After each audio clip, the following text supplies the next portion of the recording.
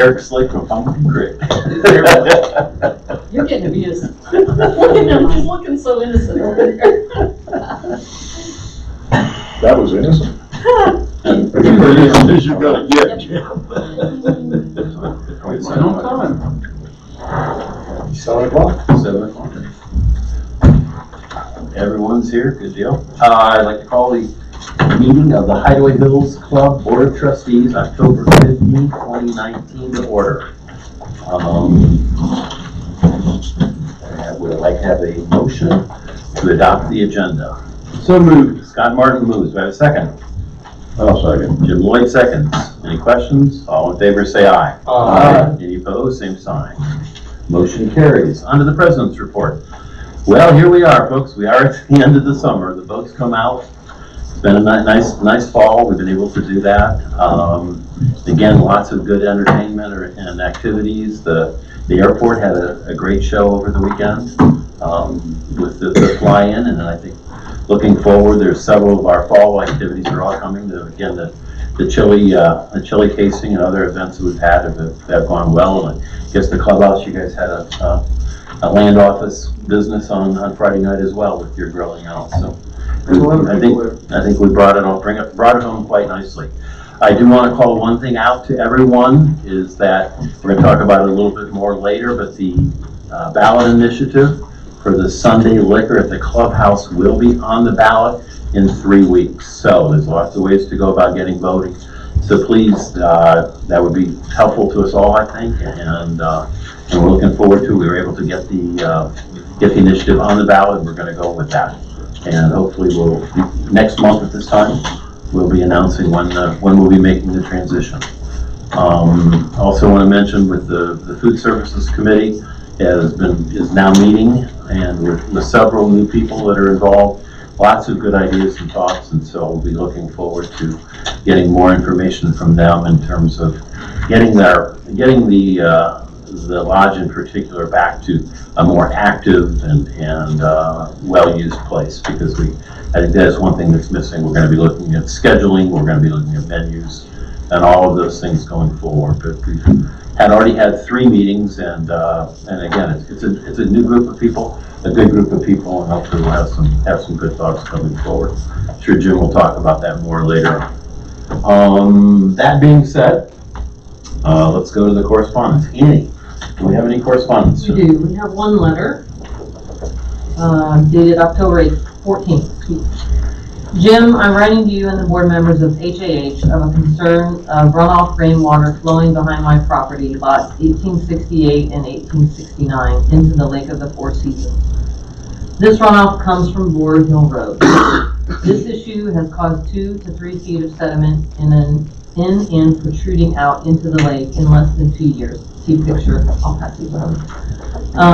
The property where this runoff flows through Hideaway Hills property, see diagram attached. Also a major concern is the amount of past construction lumber and tree cuttings that have been dumped onto this property in this vicinity from a close member's remodel a few years ago. This has caused the water flow to back up in shift pattern, leaving debris and sediment throughout. I have pictures of lumber washed into the lake. These boards are riddled with nails, which cause a concern for children playing in the area, photos included. I've offered the member access to my property to remove the debris to no avail. I'm not 100% sure whose property this is on, however, I feel it needs to be removed for above reasons. Regarding the water issue, I am proposing a small sediment retention area is needed on this HAH property in the very near future, or we will quickly refill this east side of the north end, needing more expensive dredging. I have discussed this area and had a site inspection with Randy Sweatman and Sue Pyle. I've offered full access through my driveway and adjoining property to HAH maintenance. I also want the board to know that I am gaining nothing from this personally, except making a concerted effort to keep our lake and area beautiful. Thank you to all for your volunteer work and consideration, John and Kathy Blankenship. Those are the attached diagrams and photos. And again, the lots are 1868 and 1869 on the diagram. Any questions? Yeah, what's the history to this? I mean, so the sediment trap, is this new? Is there an extraneous reason why we need it? Is it just because a ravine is washing? What's the deal with that? It's the area of the old Boral Hill Road, which came all the way down to the lake at one time. Now it's the stream that flows down through there. And yes, Rick and I went and looked at it with John and realized, yes, that's probably what's needed is a sediment trap there. We had talked about it earlier in the summer. And it's just a matter of fact of getting down there and doing it. We'll have to rent equipment. We can't do it with our equipment. So we'll have to rent a track of some sort in order to dig that out. It'll have to be, of course, it'll have to be dry enough so we can pull the dirt out and move it someplace. But yeah, we've already talked about doing that. It's just that I believe he's wanting it sooner than we were able to get to it. Does that have anything to do with what did they say, debris or boards and lumber and? Yeah, that gentleman had his house remodeled. His name is James Hurley. There was boards and pallets and stuff at the bottom of the hill up next to the lake. I had sent him a property affairs letter back in December of 2017, and actually started finding him in January of 2018 to clean the area up, and he did so somewhat. The area that you see there, you cannot see that unless you're down there. And so I did send him another letter here, just actually we sent it out yesterday, I believe, to clean that area up. So he just left his construction stuff sitting there? Yeah. I thought he cleaned it all up. Yeah, he cleaned a lot of it up. But When I did the remodeling job, he Yeah. was cleaning his own stuff up down there at the bottom. He Yeah. had a bunch of other stuff, but I thought he cleaned it all. But I didn't go down there. yeah, you can see what's left there, and I couldn't see that. And looking across the lake, the stuff that was in front that I could see from my home is it's not there either. Right. But this was, Is this normal buildup that would have happened regardless of the lumber? Oh, yeah, the silt stuff has nothing to do with the debris, I don't think. Well, I think it's from just what the I- torrential rains that we've had Yeah, with well, everything what else. I understand, and Sue mentioned it, that she thought that it had caused it to reroute. Yeah, it's changed the course to make the water go Yeah. towards John's property now, Yeah. and it's shooting out into the lake Right. where it's more visible. I mean, even with that, I don't think it would have made any difference. With the heavy rains, you still would have had this. I mean, it's the same way with Beaver Run, or Beaver Lane there, where all the silt's coming out through there. It's just that this is on our property, and we can do something about it. Just, we gotta have the time to do it. Do you know the cost to dredge this out? Did the members say they were gonna remove the debris? Did you have an agreement to do that, or how did that work out? Are you asking Scott? I'm asking Scott, yes. I thought he cleaned it up, because he said something about Randy had called him, and and then he cleaned it up. I mean, it was a long time ago I did the job, so I assumed it was all Yeah, it was taken care of by now. Yeah. It's been 2-3 years. 2 years. 2017 when I first, the end of 2017 is when I first notified him, yeah. And he did clean a lot of it up. And it was my understanding that everything was cleaned up until John had called and showed me. I mean, I think you can see in there the debris that's still Oh, left. this is an obstruction here, that's for sure. what do you envision as a process for the sediment trap then? Is John going forward, how are we gonna look into that? How are we gonna look to fund it? Stuff like that. I mean, Well, funding is another issue. Right. John said he'd help with that. I Sure. don't know how you would go about getting an estimate, whether we do it or hire somebody to do it. Regardless, we'd have to rent a trackhoe to do it. I mean, we may be able to do it with a mini excavator, but that's what we'd need. We can't get in there with our backhoe. And then how was that debris moved? Because there's a lot there. Yeah, well, the debris would be up to the members. How far Sediment trap. above the lake are they talking about putting the silt trap? Probably 200 yards, probably. Okay. I mean, there's a good spot to put it. I mean, there's only one spot to put it, as a matter of fact, it's a wider spot. But, I mean, yeah, it can be put in there. It's noticeable how much material has come down that, Up close to where like that pull-off area is off the road there at the curve? Is that, Oh, no, it's way down from that. okay. Yeah, way down from that, yeah. All right. I guess I'll give John a call back, following up from this. Okay. And, Should we, put it higher up on Rick's list? Well, And I also- think so now, yes, and also- probably. Should we possibly get the guy that we've had do some others come in and give us an estimate? Yeah, probably wouldn't hurt. And we do that so Jim that down. we have some idea, yeah, what we're looking at. yeah, if you're gonna have to rent equipment, he's Yeah. got all his equipment. Yeah, There But was we're one more not thing paying- John was gonna do We're too. not paying to remove stuff John should remove. No, this would be building a sediment Okay. trap on our property. Okay, And somebody John- else's. That's And not- John has indicated that he's willing to cost share that because he feels that's something that yeah, needs that to be done. construction stuff's not on John anyways. Right. Oh, yeah, I'm It's on sorry. Hurley. On the Yeah, Hurley. Hurley, yeah. That's right, I'm sorry. Yeah, well, he said, he has a roadway that comes down from his driveway, Yes, and that is washed out, it's almost totally washed out towards the mine, so he's gonna put a 18-inch culvert in there, because he already put culverts in, yeah, we little talked pipes, about that. and they yeah. just got destroyed. So he said he was gonna cover that cost to put that culvert across the road so you can get a machine down there, but he didn't really mention to me about paying anything towards the silt pond, but I didn't talk to him about that. Yeah.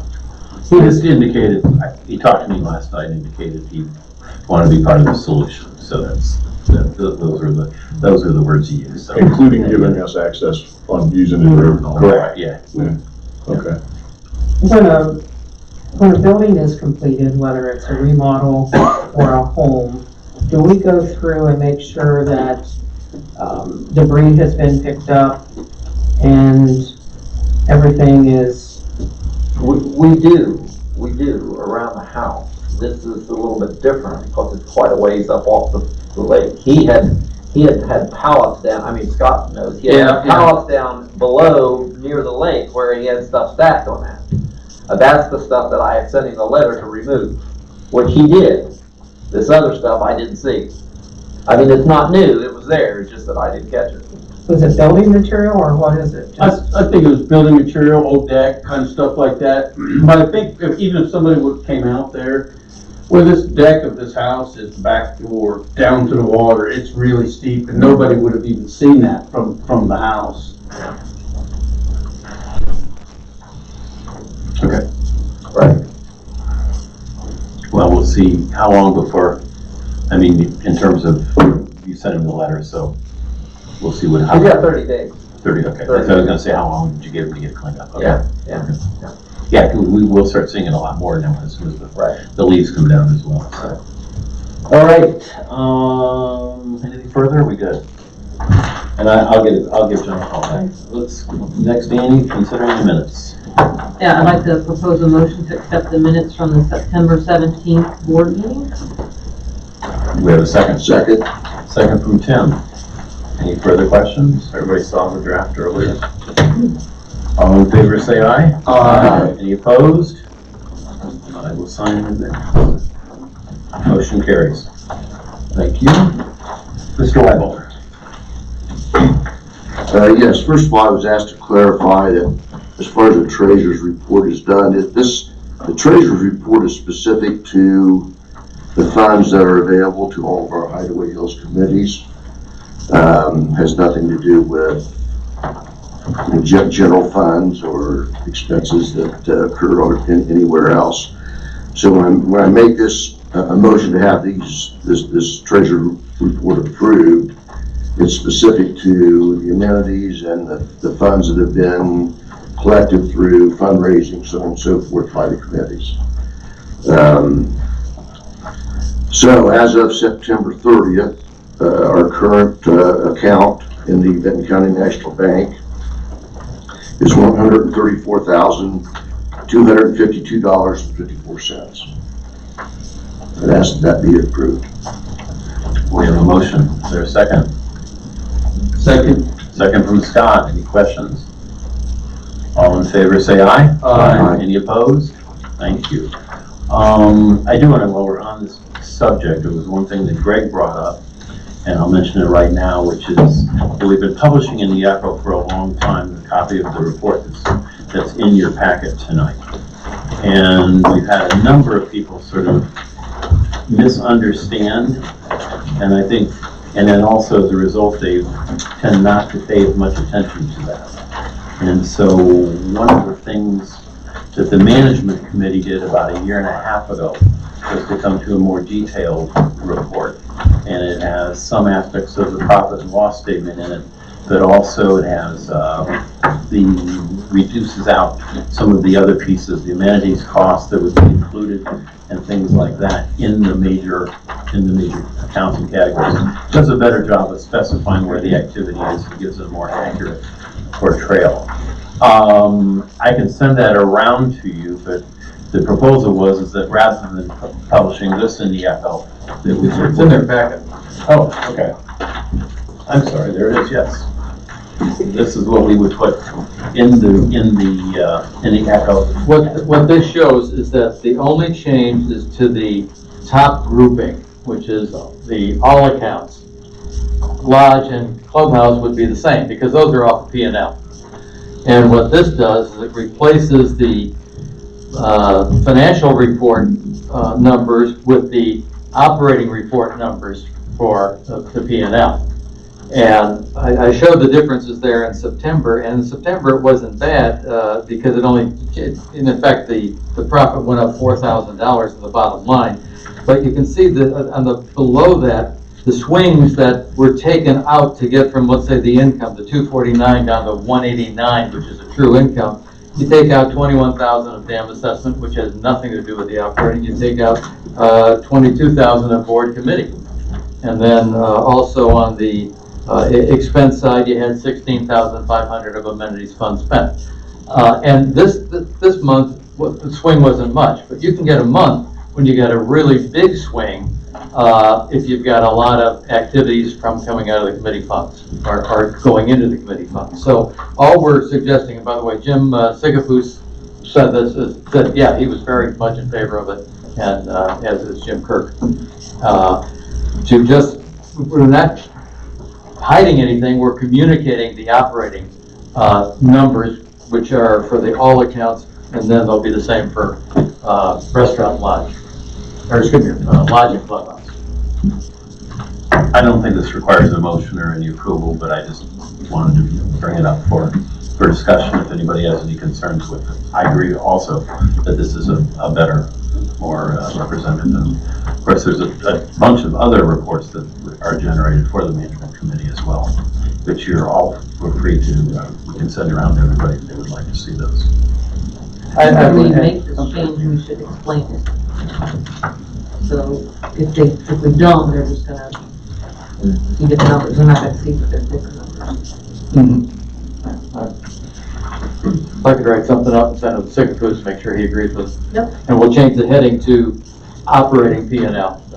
I would say one other thing to all board members. While Jim is correct, the traditional role of the treasurer has just been for the committee funds. We as board members are all fiduciarily, if that's the correct word, we're responsible for the total funds. You have fiduciary responsibility. Thank you, Jim. You've got fiduciary responsibility for all Hideaway Hills funds, and you should be familiar with them. It's not a fun thing, but with that operating report, it's not hard to get familiar with. End of it. And if anybody wants, we can either do a training session or we can just, walk through it. All right. That being said, let's move on. We'll get this in this month's Echo, and then we'll go from there. Moving on, Mr. Kirk, you have the floor. Thank you. First, management committee member search, which Linda and I had put together a process for. We've had the opportunity to use it. we're at the step where we have posted it in the opening in the Echo twice, we've e-blasted twice. The deadline was today, and I didn't get an email from the office with any additional applicants, so we have 3 to interview. Management committee will set up the interviews and have a candidate to present to the November board meeting. Lodge and clubhouse update. Staffing, front of the house at the lodge is staffed pretty close for the winter season. Back of the house still needs a couple people, but it's better than it was a month ago. Food service committee's met 3 times, and we have discussed quite a bit around the menu, pricing, events, hours of operations, and we've got some plans that are coming together, and I have this in capital letters, changes are coming. Moving on to operating statement numbers, the lodge lost $19,800 last month, which was $48.50 more than last year, even after reducing their expenses by over $9,300. Clubhouse lost a whopping $373 compared to a profit last year of $2,800. Expenses were up about $2,000. Next, the live management meeting update. Thanks to Eric, there's now 2 of us on the management committee that can turn this thing on, and we've both been successful at it. The first meeting, September 24th, there was 226 views. The October 8th meeting, there was 349 views. I mean, we're ramping up. We're going to be big time on YouTube or whatever. Start charging for that, I think. There's a way you can start making money on this. Super chats. Yeah. Well, that would be a revenue stream, and we're looking for how we can get. It could go viral. Yeah, if we ever get to viral, well, if we ever get to viral, it's probably not going to be a good thing. So we'll probably stay away from that. And lastly, the management committee has started the 2020 budget process. I'll just leave it at that. We pretty much got the PRL out and looked at all the lines, and there was no area spared. Conversation anyway. So we are looking into it. When do you plan to present that? Next month? No, I don't think so. I think it's usually December or yeah. That's all I got. Jim, how heavily weighted is a candidate for the management position if they've been on the board in the past? I thought it was part of our rules that we're supposed to have 2 past board members on the management. It's not a rule that they have to be on there.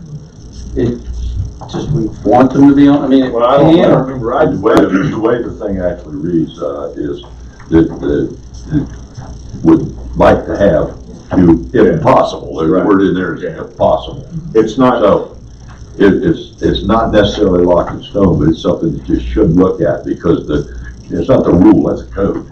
Right. The code states that, and I can't completely exactly paraphrase it, but if possible, for 2 power board members to be on there. It was changed some time ago because we couldn't get anybody after they spent time on the board to get back in it again. It doesn't force us to pick them over somebody else. It just says if possible. So when we start the interview process, we'll obviously take it into consideration. Well, we'll look at their past experience as one of the indicators anyway. Would it be possible for us to get the management resumes? I mean, we have to vote on it. I'd kind of like to see their resumes. You'll get the one that you're not going to give us all of them. Well, I suppose we can. Well, it seems to me we're going to vote on it, that we ought to have as much, at least on paper knowledge. Well, okay. You're going to vote on the one that we present to you, yes. Maybe. Yeah. Maybe we'll select one you didn't select. I don't think I don't think we can do that, but we can not. I believe in it. I mean, that's not the point. I just would think that the board needs to see all 3 or 4 or whatever. I'm not saying yes or no, I'm just saying that I thought that was the board's place to select the management, not management's place. They can suggest and they do all the legwork. Sure, but it doesn't mean that we have to take the selected person. I'd have to look at more closely at the code. I know in practice that is what we have done for the last several years, is that we've asked the management committee to, I guess I'm supposed to speak up, and I now have the opportunity to be told I speak too softly 3 nights a month.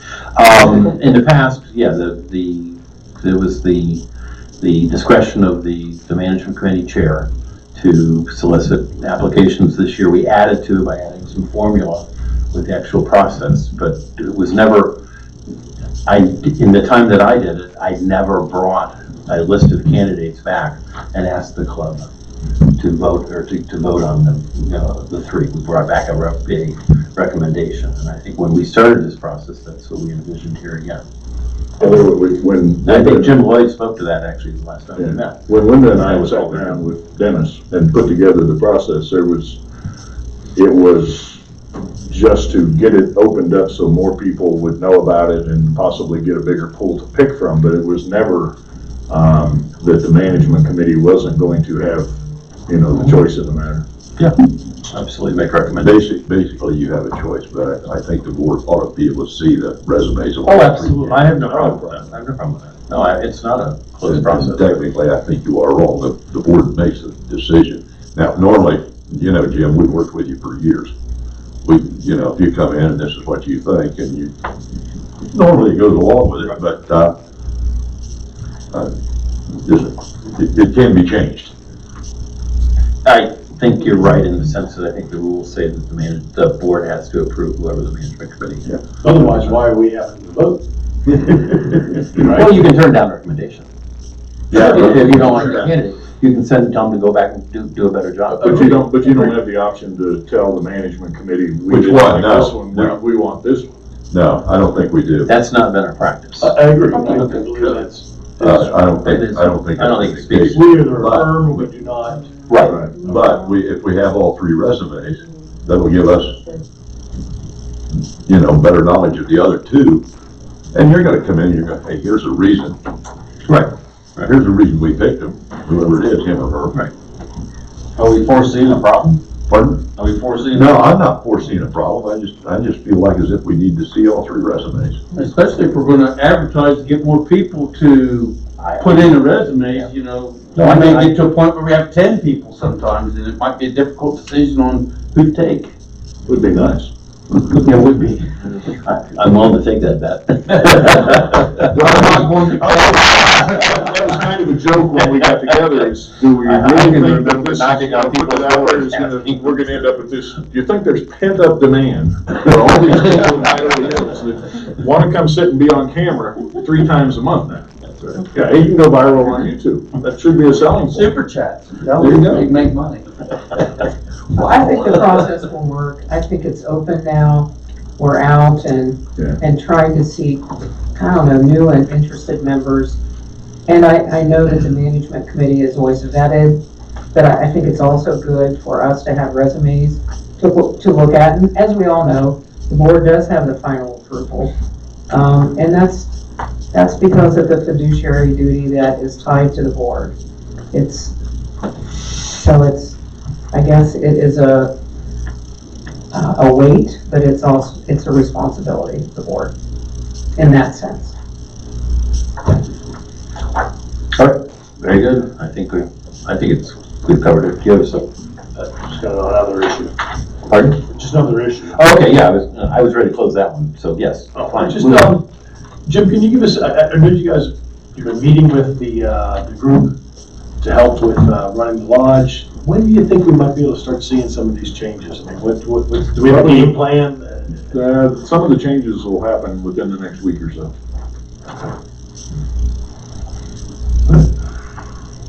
Okay.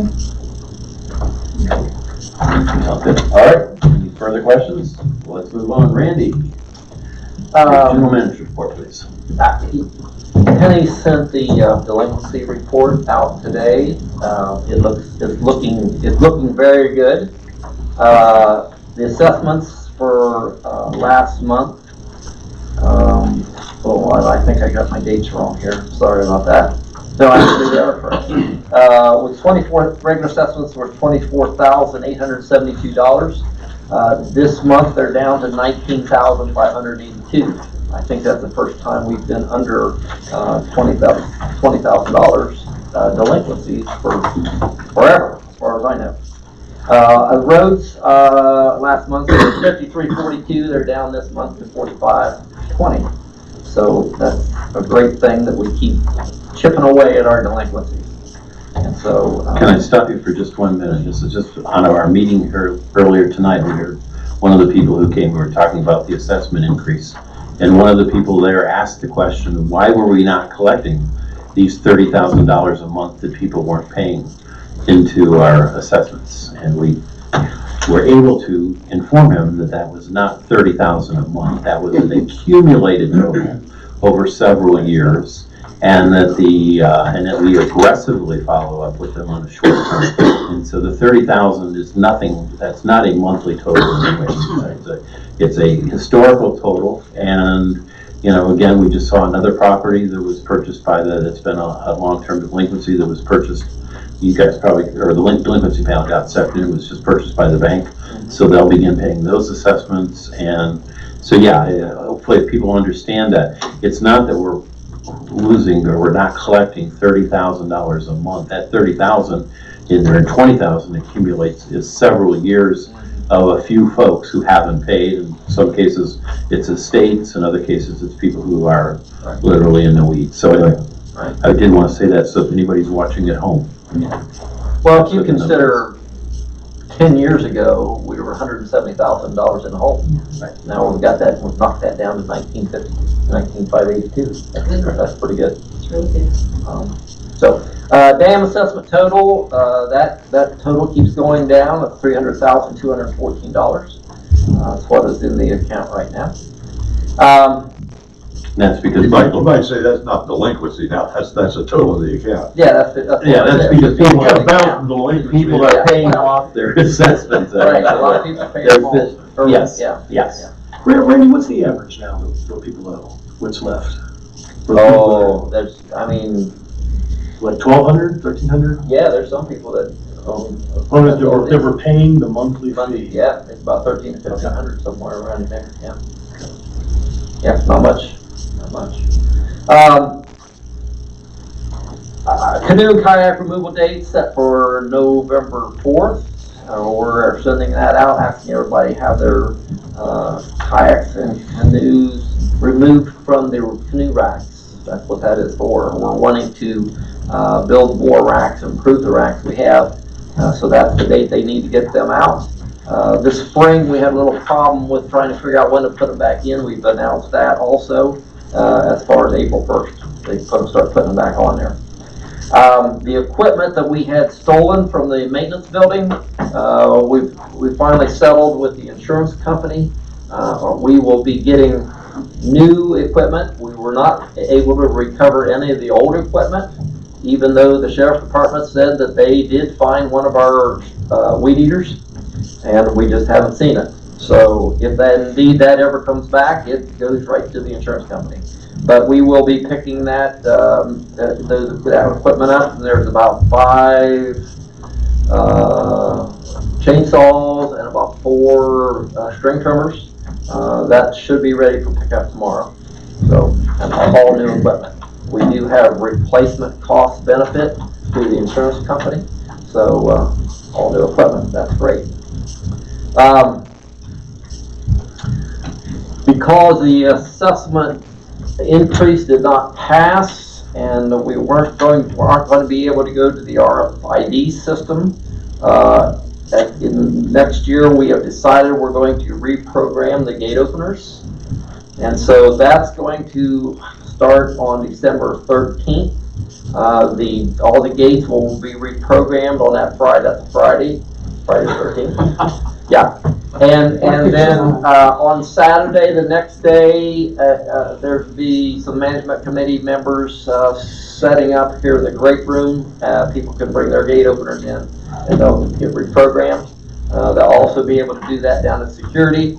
And then the office is gonna have certain hours where people can bring their gate openers in and get reprogrammed. That Saturday is also the holiday home tour. Yes, that's the home tour. So And a lot of so people a lot of will people come will here. be in the lodge at that time, so. Will you be matching up like how many openers, like per family, to make sure they're not, like, people aren't bringing extra in to give out to the folks? We have documented all the gate openers that are out.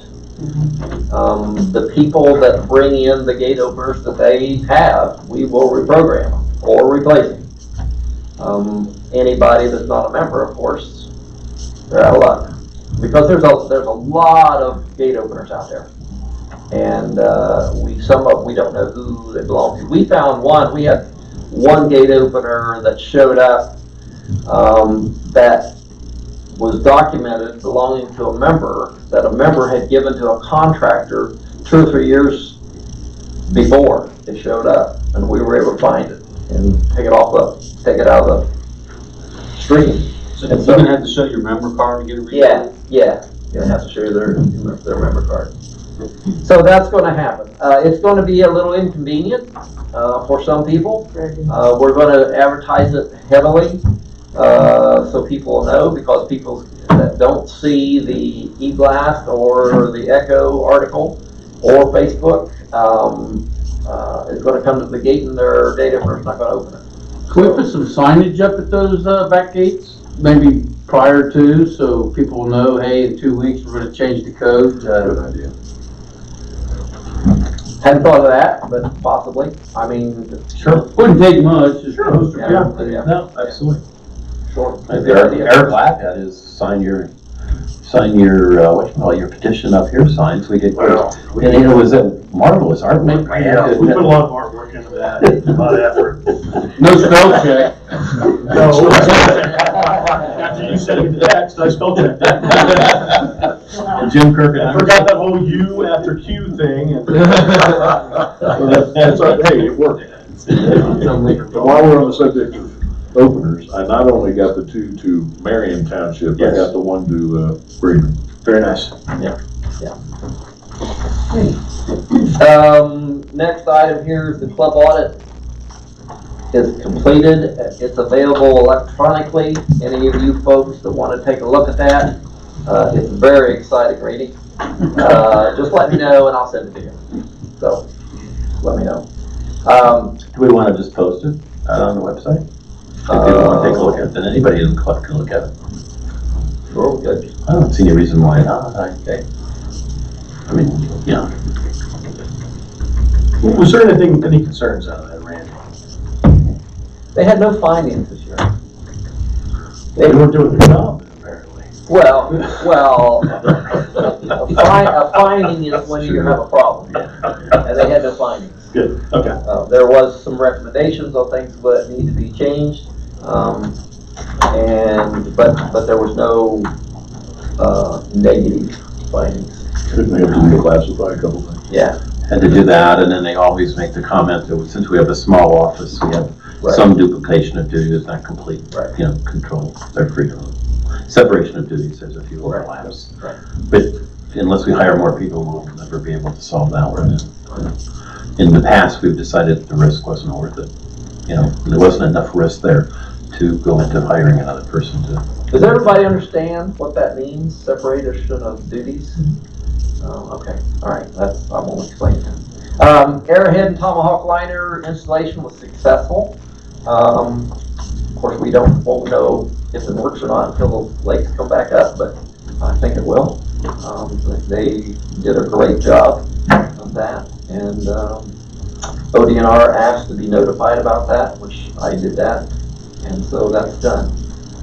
The last thing I had on my list is I dropped off a page of the rules to each one of you on foreclosures and deed in lieu. We lately have, in a foreclosure, typically a foreclosure goes to a sheriff's sale. Recently, they have been they've foregone the sheriff's sale, they've been conducting online auctions. If you read this closely, This pertains mostly to just sheriff sales. If you'll go down to the third paragraph, it says the purchase at sheriff sale is responsible for all assessment cost charges and for compliance with the deed restrictions, code regulation rules of Hideaway Hills Club as the date of the sheriff sale, regardless of when the sale is confirmed or when the deed is recorded.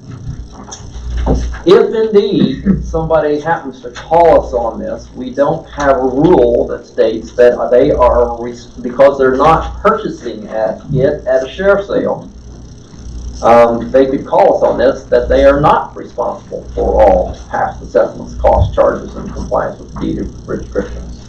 So that rule needs to be changed, and we can present it to Tim and the Constitution Committee.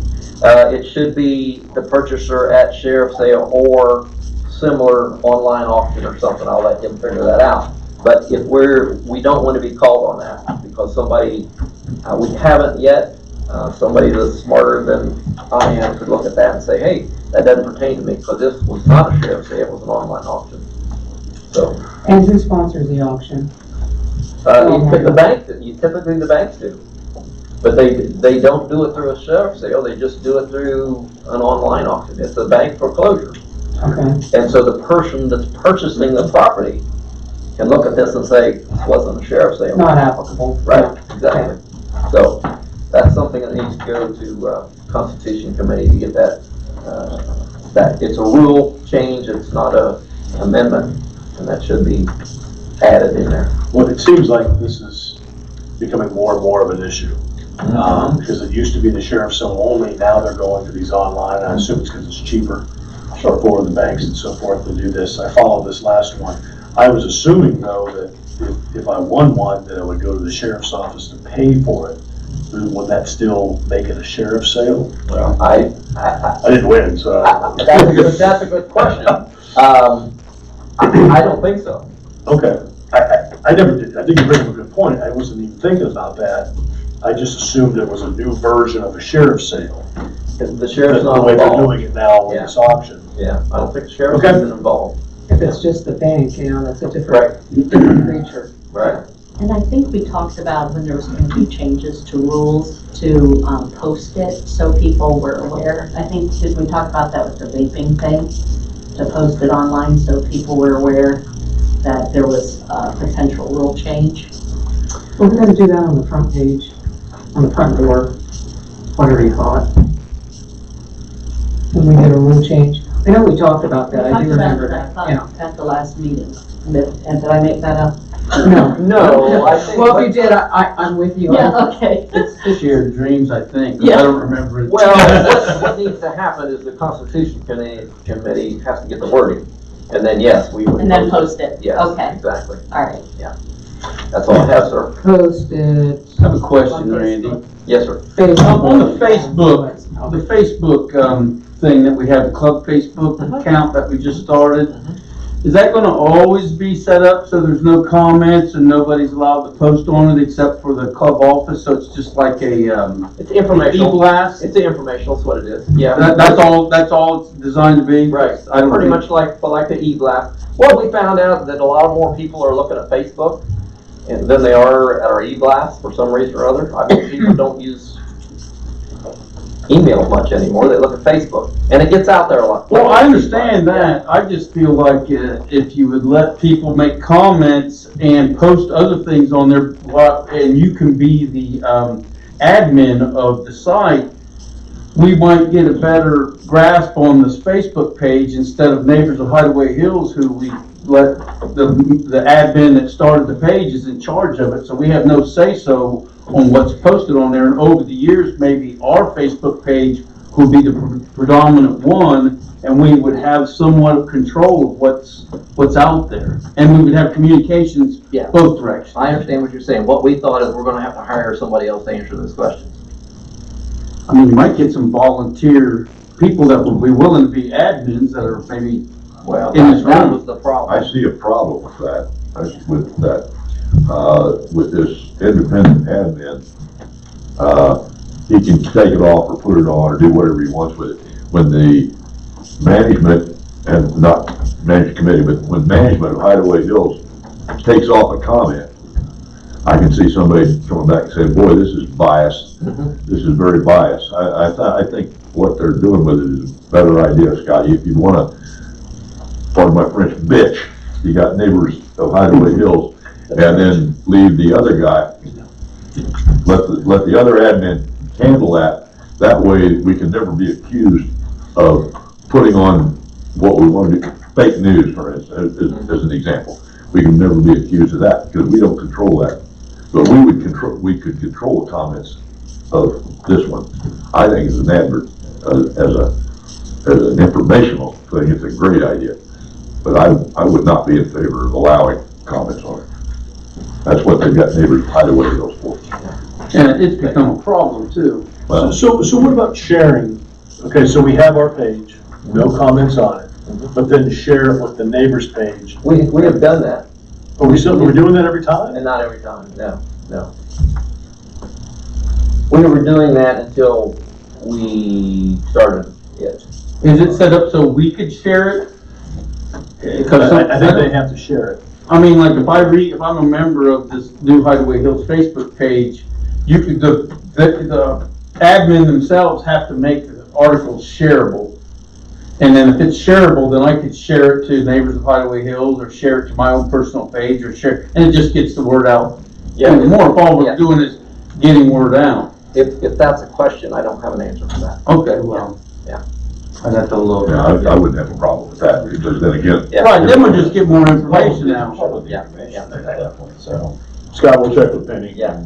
If all it is, flipping a switch to where she can make it shareable, we don't have an issue with that. And if it's not, can she share anything that goes on that page with the neighbor's page? Just as a standard practice, that's a good idea. I'm pretty sure it's gonna be shareable. Okay. I think the solution is right Yeah. there. Very good. To answer your question, yeah, could be, one more step, copy and paste, put it on that page and move on. Okay. Because it's gonna be informational stuff. It's mainly going to be an e-blast. They're gonna copy and paste the e-blast. It'll also be some issues like, the Boar Hill gate's down for the next 2 hours, or Beaver Lane's blocked for the next 2 hours instead, that they'll put something out there quickly because how many people did we say are already members of that page last night? Didn't you look? Oh, yeah, almost 300 people already. Yeah, so it'll Those are all probably be verified quicker members. there than it will be in an e-blast. 283 members. Yep. But share, I think it's just a matter of practice, putting that on the neighbor's page or there's a resource page. And then let everybody else, and I think it's very obvious that when you're on that page that Hideaway administration's not commenting and they're not involved, but at least the information's out there. And I guess I would like to see that out there automatically. That's all I have, sir. Thank you. Let's go to, committee business and reports, please.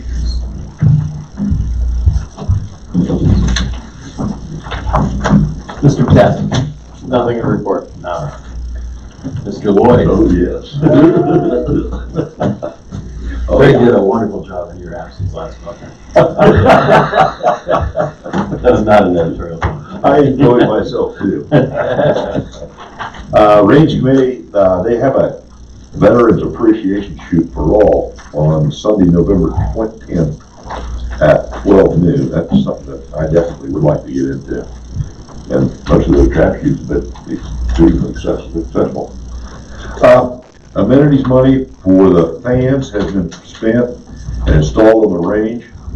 Motion, and I make a motion to approve reimbursement to Greg Blank for $223.89. And also to Dwayne Mickey for $37.10. These are for supplies to arrange after the trap shoot and flags for the veterans shoot. So we have a motion. So I made the motion. Jim did, Eric seconds. Do you have the numbers, the amounts? 223.89 and 37.10. Yep. Very good. All in favor, say aye. Aye. Any opposed? Motion carries. on the airport committee, just real quickly, the fly-in was extremely successful. We sweat bullets because it looked like it was gonna rain, and all it turned out to be a beautiful day. It was really cold in the morning, but the first plane came in at 9 o'clock, and we didn't have a lot of planes, but we didn't want a lot of planes. This was just a stepping stone, because none of us had ever done this before. And, but we had airplanes there. There was at least one plane there for the entire program, and then the remote control went on afterwards. Kudos to the clubhouse. We fed the pilots and their passengers, and we also fed the volunteers that were shuttling them up there.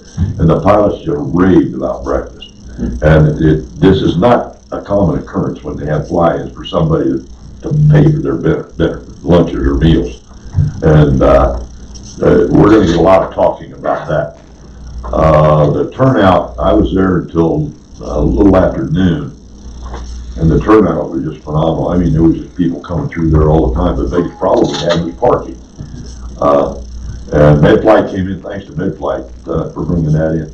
And kids got to sit in there and sit in the helicopter and get their pictures taken, and the people were all excited about it. And two of the planes that took off, they took off and did a low pass over the field. When I say low, I mean their wheels were turning on the grass, and then went shot up and around like that. It was a fantastic program. We are going to do it again, and we're going to do it bigger. We now know how many airplanes we can possibly handle, and everybody's just happy with it. Thanks to all of the volunteers and all of the pilots and MedFlight especially, and Todd Bailey from MedFlight for putting everything together. And though it wasn't an airport function, but the simulated water rescue on Friday was extremely interesting. They brought MedFlight in, and we did have some people wondering what was going on, who was hurt. Was that you they strapped on the gurney? No, it was Chuck Hebler. It was Chuck Helberg. Helber, yeah, Chuck Helber. No, they asked me if I was going to do it. I said, yeah, when ducks wear pumps. But it was extremely interesting to see what was done, and a good training session for MedFlight and for the emergency response teams that were here. And we should get a lot of great pictures out of it. Yeah, they're going to give us video and photographs somewhere. So that's all I have. Thank you. That was fun, man. I don't normally get to say anything. I had to raise my hand and wave just to get their attention. Yeah. That is not true. Scott, Yeah, the activities for youth. A couple of weeks ago, we had the stargazing event. It was a pretty big success. We had between 60 and 75 people come down to check out the wonders of the night sky. The feedback was positive on both sides. They're excited to have them again in the future. They're going to request some money. I'm going to do all the money requests as a motion. Okay. Also, this Saturday is the autumn bonfire down at the shelter house down front. We're going to have pumpkin carving and pulled pork sandwiches, and we're roasting hot dogs and marshmallows. And Ken Witt is going to be there with his guitar so the kids can sing.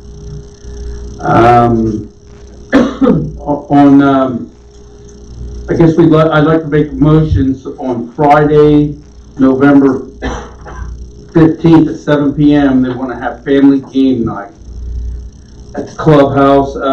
Carrie's already talked to Chris, and that's the day that she suggested that they do it. And we don't need any funds, we just need approval to have the event. What was the date again? It was November 15th. I don't have Carrie fill out the paperwork and get all the paperwork in, but also December 14th is Breakfast with Santa. I think that date's already been approved, but we need approval for up to $250 for supplies.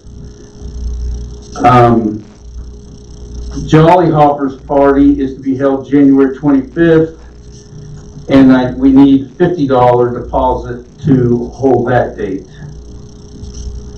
And that's all I need in money, so do you want me to put that all into one motion, or is that good enough for you, Jim? Put in a motion, go ahead. All right, I'll make a motion that that out of the activities for youth funds, we get up to $250 for supplies for the breakfast with Santa, $50 for deposit with Jolly Hoppers, and $50 for donation to the John Glenn Astronomy Education Center for the gentleman that came with the telescopes. I'll second. Jim Lloyd seconds. All in favor? Aye. Any opposed? Motion carries. Thank you. What was the amount on the starting? 50. 50. Didn't want to get approved for one of their activities.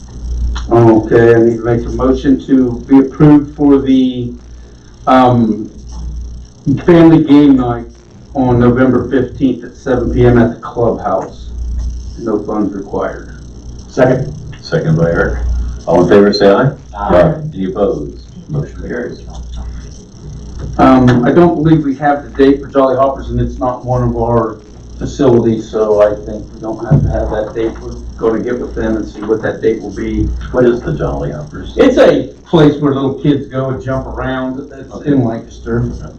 I guess I'd also like to make a motion to hold the date for April 4th, 2020 for the Easter egg hunt at the amphitheater. I'll second. Second by Jim. All in favor, say aye. Aye. Any opposed? Have you checked the calendar by the now? I did not check You did not check the calendar. Carrie probably. Okay, I hope. She's on top of it. Very good. So I don't need any money right now, but the Boo at the Barn is the October 25th weekend, and they need volunteers for Friday and Saturday. And people need to contact Mike Adams if they're able to volunteer either setting up or participating in the event on Friday or Saturday. And they need candy at the security gate, so if people can drop candy, that would be great. And they apparently are gonna put out an e-blast and on the Facebook, so, to remind people of those things. Regarding communication committee, there's been positive feedback about increased communications, and I think having the Facebook page is great. So I think hitting people from as many sources as we can on communication is awesome. We are preparing, and it's not quite finished yet, a letter to go out explaining what we pay as members of Hideaway Hills and how member funds are used by Hideaway Hills, to try and break it down in an easier way to understand so people know about the money coming in and the money going out. I have to make a couple changes based on the meeting we had before this today. So we're just gonna keep trying to increase communication. I have been toying with a Facebook app, and that is not ready to discuss too far at this point, but it is, I'm throwing it out there because it's I don't want to duplicate efforts if anybody else is starting to look at something like that. But it looks like it might really be feasible, and there's ways to link it with like the Facebook page and with the web page and with a map of Hideaway Hills, and that's a live map where people could get where they need to go and to have all the information. So that could be a real positive thing to improve communication as well. That's about it. Very good. Thank you. Let us know if you need any help. Linda. News from the Lakes Committee, just a reminder that Saturday, starting at 8 a.m., I guess 7:30 if you want coffee and donuts, we will begin the pontoon removal. Remember, no tri-tunes. Yeah. And anyway, it should be always cool in the morning and lots of fun. So. We only had one try to, right? I know, And it's the one you guys advertise on Facebook. I think there's 4, and you guys are pulling it up to get my boat out with its tri-tune. And I'm like, that's my boat, and they didn't even take it out. Try. And they're the one next to us. Yeah, I think there's a few of them out They're here. pretty sharp. But anyway, the ACC, the Architectural Control Committee, the chairman, Carl Granzow, has turned in his resignation, so I'd like to make a motion to approve Carl's resignation. A second? Go ahead. You can have it. Scott Martin. All in favor, say aye. Any opposed? And a special vote of gratitude. Carl has been on ACC for 10 years. 10 years, Yeah. many years, and been the chair since Al Kalis moved away, and so we owe him, Is he resigning from the committee or just from the chairmanship? Just from the chairmanship. at this point. Yeah. And he's gonna decide what he wants to do moving forward, but we're, all right. And then a motion to accept Lori Cook as the new chair for the ACC. Is that the recommendation of I know you're the board rep, is that? It is a recommendation of the to us? committee, yes. Yes. Anybody have any questions about that, any discussion? I'll second it. You'll second it. Very good. We need a second for regular discussion, don't we? Jim seconds.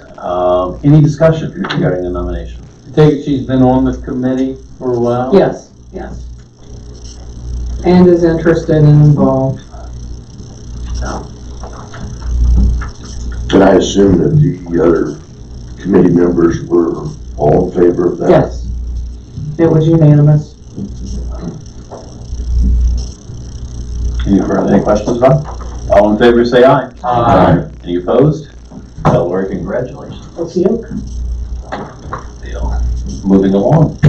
I don't have any reports from the pool committee. They did send an email blast out seeking input from people. In terms of the long-range planning, we're going to be talking later about their 5-year plan they submitted last month. But that's all I have. Nothing on the off-road committee as far as social goes. Just last Saturday, they had their chili competition, which I believe you were one of the judges. I was asleep. I was really full. We were trying to eat, but it was 14 different tastings. Yeah, it was good. Yeah, it was just a really good. spoonful. I know. Yeah. Good luck with that career. I guess the next big event is the Tour of Homes, which is December 14th from 11 to 4. And I don't know if they have all the homes secured yet or not, but they're going to try to get 6. Does that sound right? Yeah, usually though. Yeah. So, and I think we're going to discuss some procedures for committees. Go for it right now. Do you want to do it right now? Yeah, absolutely, let's do it. You have the floor, I man. have the floor. You have the floor. Well, Penny and I discussed this at depth this morning, and actually we did it last week too. But there is a committee activity report, and it's pretty self-explanatory. The top part is for any money collected, which would be deposits, and the bottom part is for expenses to be reimbursed for, so on and so forth. And I'll just use this evening as an example. Jim asked for approval to have, $222.89 reimbursed to Greg Blank and $37.10 to Dwayne. It was voted on, it was approved, but Penny and I are gonna go hardcore on you. It has to be accompanied with this. Instead of the one that we have now. This is the one that we do have now. Instead of this first report.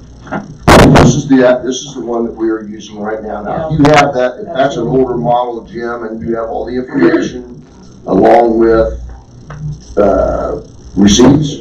Yeah. That's fine. So going forward, we would like this Okay. to be used.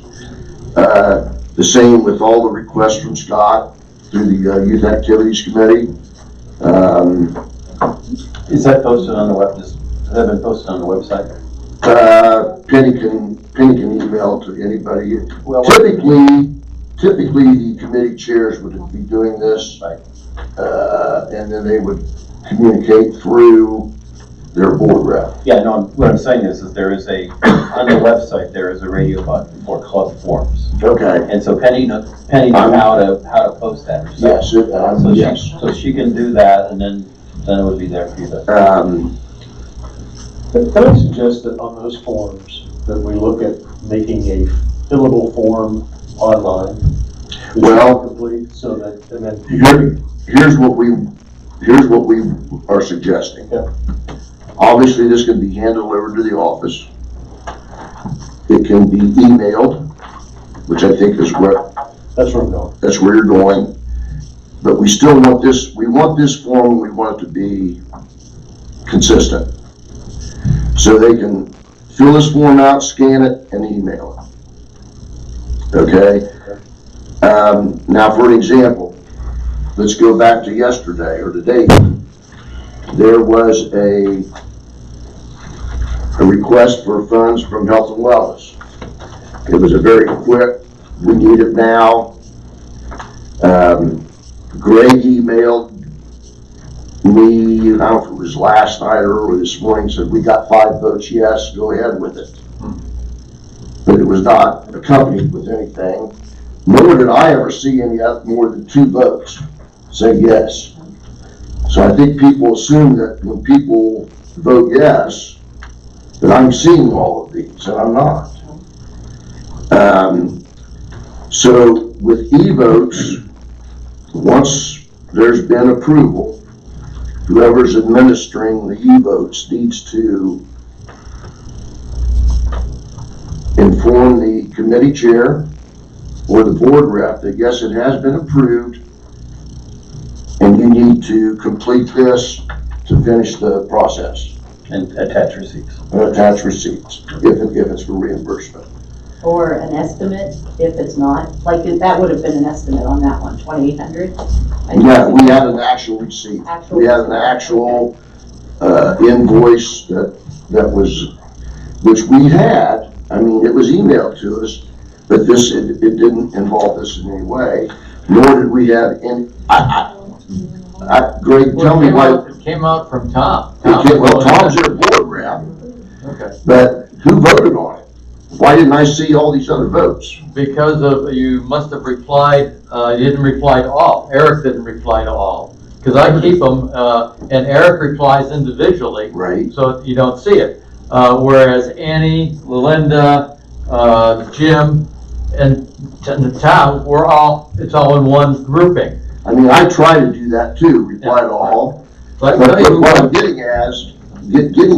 everybody but Scott voted. Scott didn't vote. I don't know how I missed that. Because I was waiting on it because they wanted it. Well, I guess the point I'm trying to make is I cannot rely on looking at every single email. You shouldn't have to. No, thank No. you. I'm tracking it, Okay. and Linda will be tracking it, and typically, Tom can attest, I usually send an He sent email. it to me, I think, he sent it to me and I sent it to you. Okay, to the treasurer, Right. and then but you sent it out, that's why it came. And then also you give it to the committee chair, or whoever it is, so they know it's passed. Now, we've never talked about the form, so The now. bottom line is, when it's all said and done, everything goes through Penny. She gets copied when it's passed. Yes. And if either these should be emailed to her or dropped off in the office, and then she places them in my mailbox or my whatever. But are you saying you want that, I mean, do we want the committee chairs to turn that in before they ask for an e-vote? Even if yes. And then once it passes, Well, we've got it there. So there's gonna be If they scan situations it like the in, one attach it, yesterday. They can all be done. from There's gonna be situations like yesterday where, something pops up and, hey, can we get a vote on it? And we might not have the paperwork, but, you can get it in the next day or something. Either way, it can either be sent prior to or afterwards, but before we act upon it, Before they get paid. before they get paid, No Yeah, money that's without all. a form. we want this. No, I agree. And that's what Penny said, and I agreed with her. What do you want on an up to? they want up to $200. You want to fill out that form and say up to? Yeah. I know we used to do that. No, once they know how much, then they'll turn the form in. In other words, we can. Wait, no. We can No, vote we for vote up tos. So you're gonna want a form on an up to. That I did not discuss with Penny. What's been the practice prior to this? They turn it in after, they say up to $200, and then they do their, who's ever doing it's $150. You know, we approve it, and then they turn in the $150 with receipts. Yeah. So you got approval, you got the receipts, then you pay it. Well, I think the main thing we're trying to achieve here is consistency, Right. accountability. I mean, if somebody wants something bad enough, they need to do the right thing. Agree? I wouldn't pay it unless you have it, just say. Well, that's what Penny said. She goes, Tim, you're gonna be the bad guy. That's what we were doing before. I wouldn't pay it unless we had it on. Okay. Absolutely. No, it's not just, I mean, that is best practice. And, that you need to have the receipts. Do you accept scanned receipts? Or do you need originals? Yeah, no, we don't need originals. Okay. Most of the ones I got were the originals. Yeah, I know, it is, that somebody wanted, okay. So that goes along with what my suggestion is that we create a form that you can fill, even on your cell phone, fill out the information in it, then take a picture of the receipt, and then send it all in an email. Okay, Because right now, you have to go and print that out, fill it out, and then scan it. It's not. how bad do you want it, I guess is what I'm saying. I think it would help you and Penny if it was simpler for the people that are completing this, if they had a simple way to do it. It's not that hard to begin with. I still have to print it out, take a picture of it. I don't have a printer. Maybe talk to Penny about that. Okay, one more thing, when you're talking about receipts. Okay, we get a receipt, somebody went to Kroger's and bought $33 worth of food / paper plates / whatever for whatever that committee was, and then they also bought $100 worth of personal foods for themselves. So we have this receipt, and we're trying to decipher what's taxable, so on and so forth. So going forward, if somebody's going to do a purchase, we would prefer that they do it specific to the reimbursement they're asking for and do their personal shopping on another receipt. That only makes sense. You would pay. It's just out of convenience, I think, for that. 90% of it, they buy some milk. The club paid for me some steak. Someone write me a check. I'd say that's the rule of one time. If somebody brings it into you one time, you go, this is the last time you ever did that. I mean, But we're asking for stuff like that as approval tonight that we don't even have receipts for. This is future well, stuff. I understand, Decisions are different but than reimbursements. we do have record of it, Scott, but, I already texted her. okay. We're on it. But it would be nice if we could get those forms put, even if they're printable, but it'd be nice if you could just fill them in. I don't know if we're set up. I mean, Oh, I think we are. I think we're doing plenty of things that way already. I mean, this is, I mean, I have been getting these, You just keep it in. 60%, 70% of the time, but, Yeah, I think all that we I have was to. just told that was in Excel, so. okay. fill it out. Well, there you go. I mean, that's kind of what we do to make this simpler for Yeah, everybody. yeah. And I think that would be an option. Well, like you're saying, if we're doing an e-vote, you can easily fill it out, whoever's asking for it. Well, it says right here, Scott says attach e-vote, Right. So you'd have to have, if somebody is doing that, they're probably gonna scan the receipt, you won't have the original. Right, and that's fine. All right, sounds good. Any other questions? I'm clear. All right, thank you. Government committee report, huh? That was it. Okay.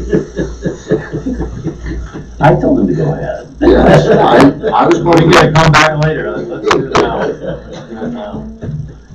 Eric. I got none. You Took up all your time. I had some things I was gonna talk about, but after that. Tennis has a tentative date for a work day on Sunday, October 27th, just seeing how many members are available before we ask for a vote for that. Health and Wellness is pouring concrete down there, they got the plumbing in.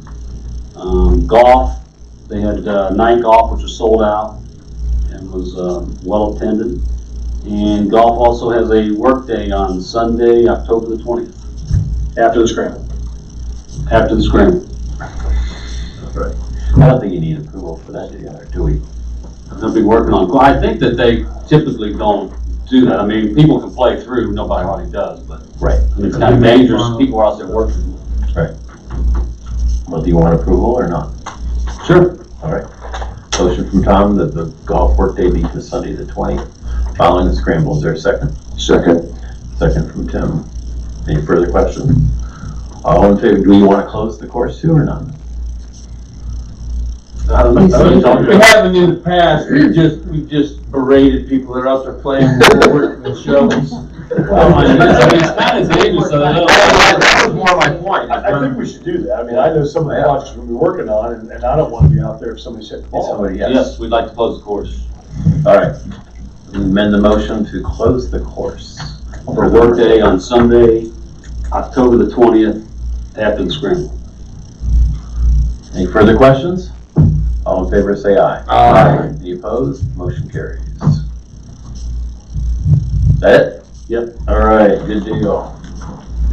That brings us to open forum. We adjourn for open forum. I know what you say.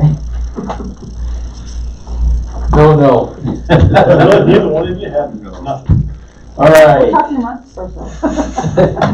They're solving all the problems in the world, right? Unfinished business, come back to the meeting, unfinished business topics. If people had the opportunity to review the code of ethics and the conflict of interest forms. Because we need the conflict of interest, we are required, and we strongly recommend the code of ethics.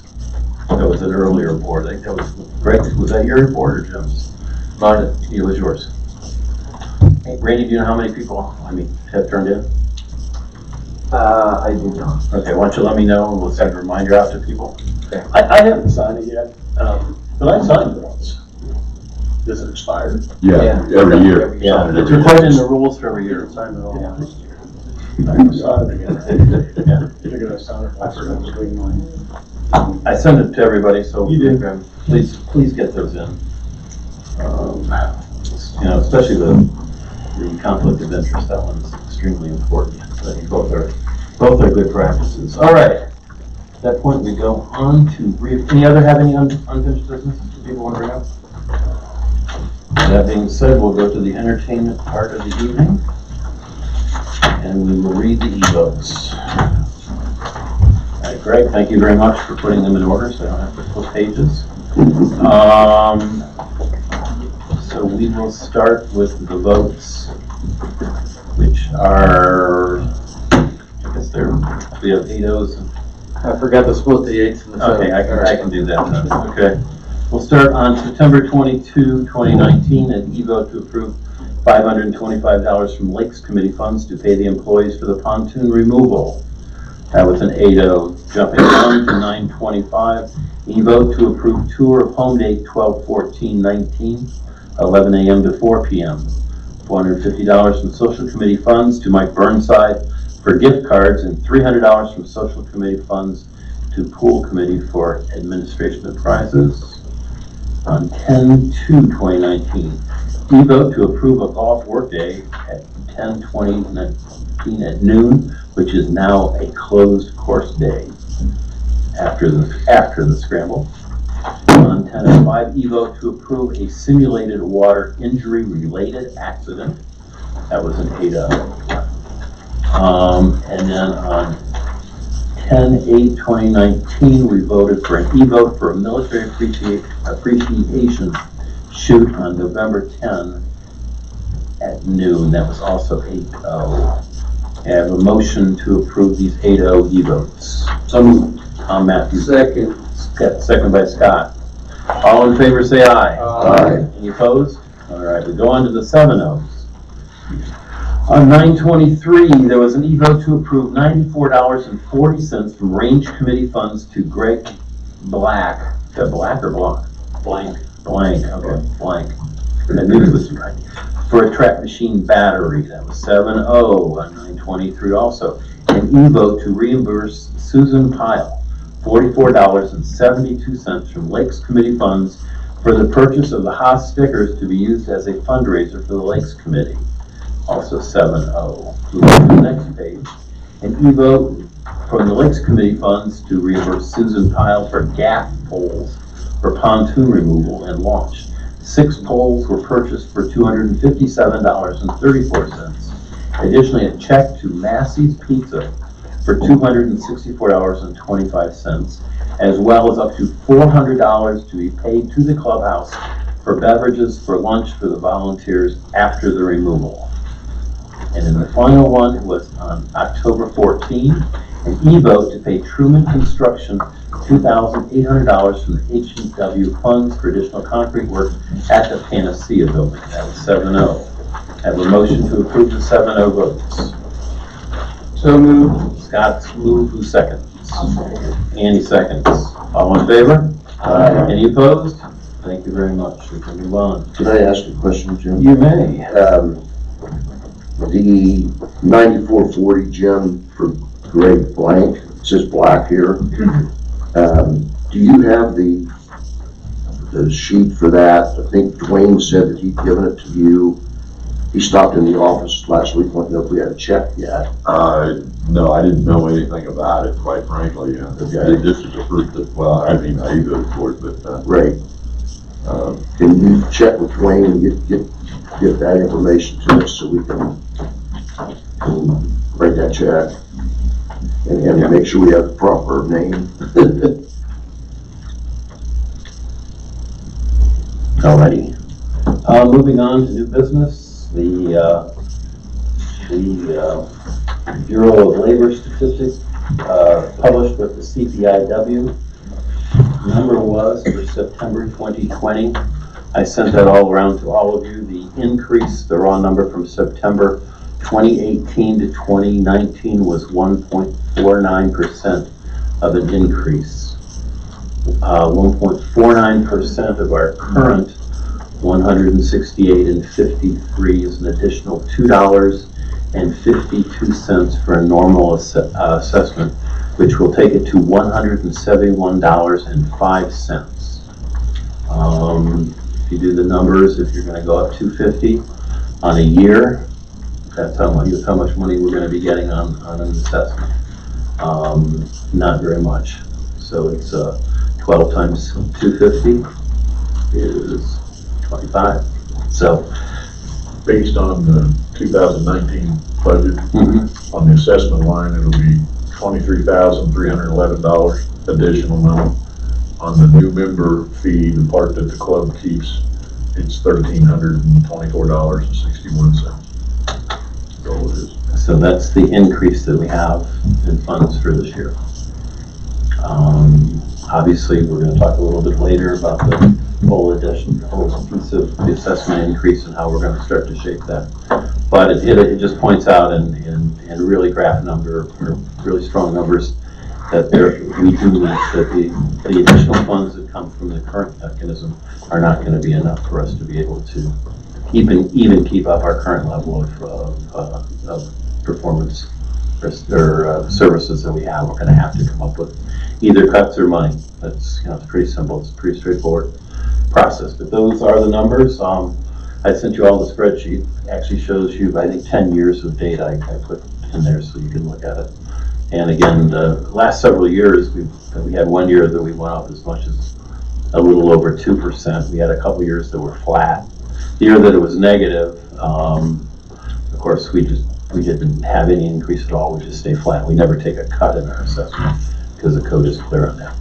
But anyway, any questions on that at all? We'll get that out. I think Ginger's going to put a little note in the echo. That'll be there. I'll probably mention it in the president's report. So to make sure that it gets around. All right. You further? All right. Let's move on to old business topics, and this is a good one. Mr. Lapp, could you help us on this one? The ballot, the liquor license is on the ballot. Matter of fact, I've seen the ballot. If you go to the Board of Elections website, it shows it right there. As a matter of fact, you can go and vote right now. We have 3 options to to vote, you can vote right now at the Board of Elections in Logan. You can request a absentee ballot. I put it on Facebook, but you can call the board or you can get off the website. Call the Board of Elections, and they will send you the application, or you can get off the website. And then, of course, the third is to show up on November 5th and vote. Please vote yes. I think when we were doing when we were collecting the signatures, I certainly had some people that, well, I'm not sure if I want to do that. I don't like to drink on Sundays, or I have a reason one way or another. But I'd like to throw out that we really should look at it from the perspective of it's going to increase business for us on Sundays. It's a good business decision for the club to be able to do this, just to give us another avenue of revenue. And so I hope that people will think about that when they're voting at that time. Please vote yes. Eric, do you have the business hours for the early voting, or? I put that on Facebook today, and I sent it out to just our committee. Okay. And maybe we need to authorize to put that out on an e-blast and our page and so forth. But I wanted everybody to take a look at it and see if there was any questions, and that was just today I did that, so. I looked at it, it looked good. I think that's fine. Yeah, I'd say Okay. just put So it it has on all the hours, and it's pretty much every day. They actually even have some Saturday hours. Saturday and Sunday. In Logan. Of course, when you go to vote on November 5th, that is at the Marion Township Fire Department. So that's all in that little, that information I sent to the ad hoc that we'll get out. Yeah, we looked at the code. There's no restrictions. This isn't necessarily a political thing. It's just informational. I think you could probably put a board up, a placard or whatever at the clubhouse and here, and maybe make it, blow it up a little larger so people can see exactly what it is. Yeah, I was thinking about that. Maybe even the carryout would put something up.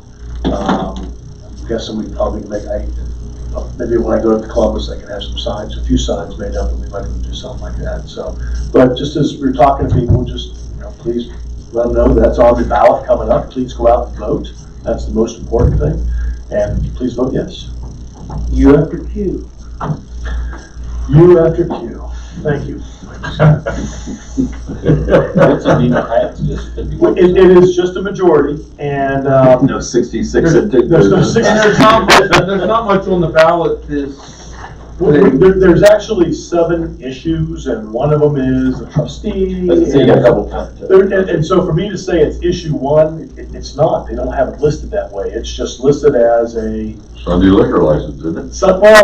a special issue, and then it goes into, we're the only one on there asking for a liquor license on Sunday. So it's the 7th of 7 pieces on the ballot. It's pretty obvious when you get there. So. If you've not gone down and done the early voting, you walk in and within 5 minutes, you're back out of there.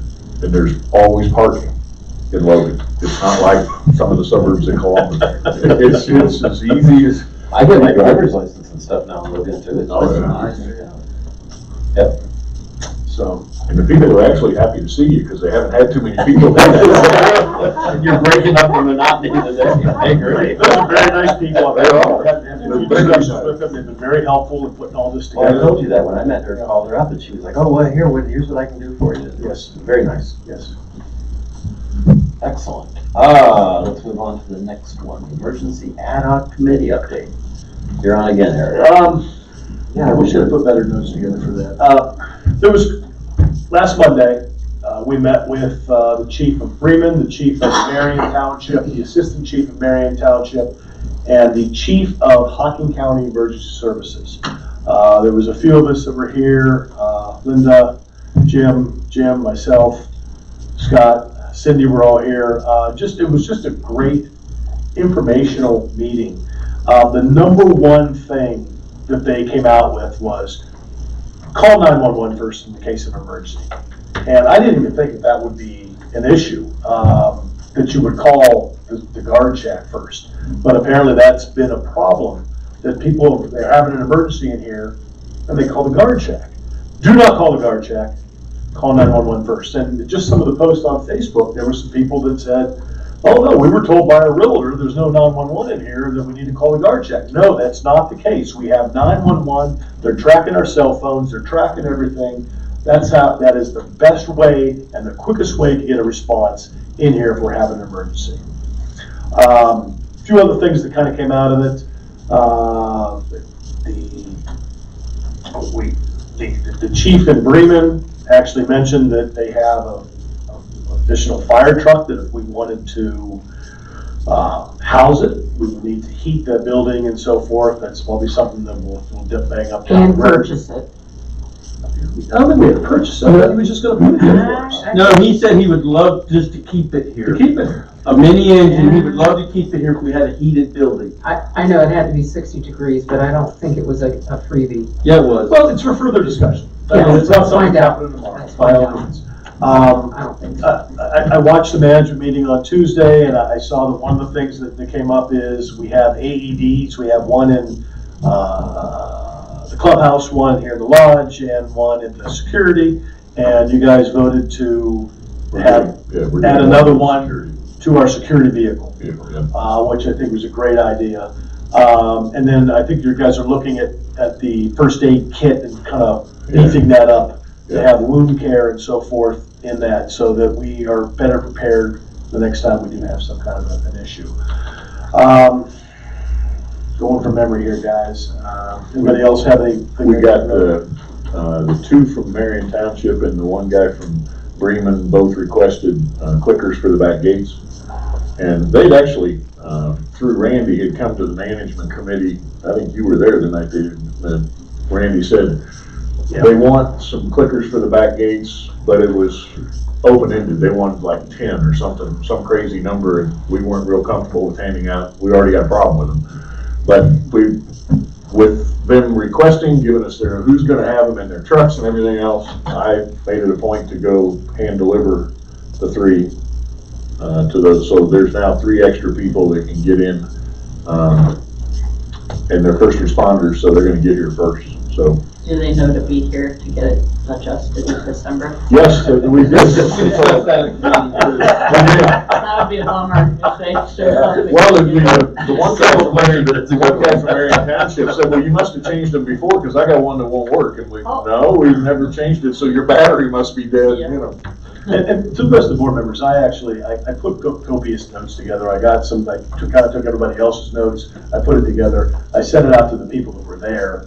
I haven't got any response back, so I must think they're okay, so I will send those out to everybody so you can go ahead and read through them. It's 2 pages, I think, of, Greg, I know you had a question about how many paramedics versus EMTs, and Hocking County, everything comes out right across from over at the hospital over there. They said they had 54 employees and 45 of them were paramedics. They're 24 hours versus Bremen, which is part-time and not 24 hours. And again, this is all kind of in the notes, I'm just kind of highlighting here.